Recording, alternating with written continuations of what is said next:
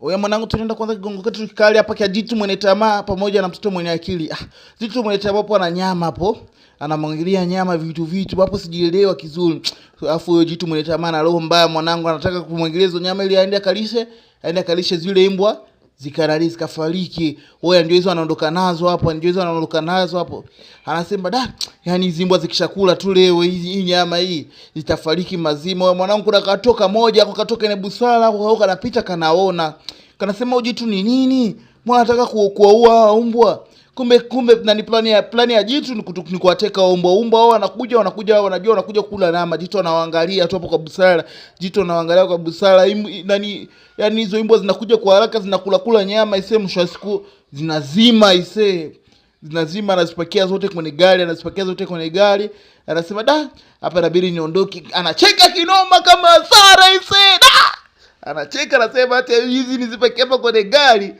Nikizipakia hapa kwenye gari, ndio nikapata maokoto nishaanza kuzifuga. Huyo mtoto anamwangalia kwa hasira, huyo mtoto mwenye busara. Anasema mbona wewe anatesa ya mfugo mwanangu? Anashuhudia mpaka gari inatoka anasema hii gari inabidi nikaifuatilie. Huyo mwanangu Jitu ameshafika hapo, ameshafunga hizo imbwa zote. Yaani Kijitu sasa kina furaha hapo. Mwanangu mtoto mwenye busara na dema ndani aise. Sasa kuja nafuatilia gari. Yupo ndani sasa hapo. Kigongo ni kitamu sana. Oya mwanangu imbwa zote yani zinafoka pale zinaomba msaada. Oya mwanangu, mtoto tusaidie. Mtoto anaiswekeza hata niwafungulie. Mtoto mwenye busara anaanza kuwafungulia. Oya mwanangu, imbwa zote zimetoka hapo kwa jasho yani zinasila kinoma, sijui kama zikishampata huyo Jitu mweusi huyo, sijui kama zitafanya nini. Oya mwanangu, yani imbwa zinasala hatari. Oya Jitu mweusi anakuja rudi maskani kwake anakutanisha oya mwanangu kila kitu keupe. Ana hasira kinoma. Inabidi sasa achukue fimbo ili aende akajisaidia. Alijua na mudu aje, anazidi kuamudu kivipi. Oya mwanangu akamkamata yule mtoto mwenye busara ni mgonge hiyo fimbo hiyo. Oya mwanangu, yani nimemgonga fimbo kinoma, yani mtoto mwenye busara mpaka kaumia, yani ni kilio tu. Oya mwanangu zile mbwa zimesirika, zimekuja kwa kasi. Zimekuja kwa kasi hapo, yani mbwa zimekasirika vibaya. Zikasema yani Jitu leo ni ama zangu ama zake wewe.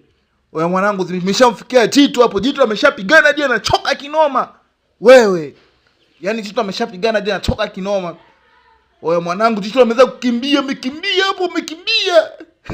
kama upepo, lakini imbwa nimeangushana naye. Yani imbwa inaye. Oya mwanangu amemdandia wote, yani wamekula. Oya mwanangu mpaka kafariki. Oya mwanangu anajua kwa mwisho kigongo ketu hicho. Mtoto mwenye busara anafanyikiwa. Toa maoni yako hapa kwenye movie. Mimi ni DJ Maxima Pesa on the beat. Ndio nakuwa mwisho, sahau kushare na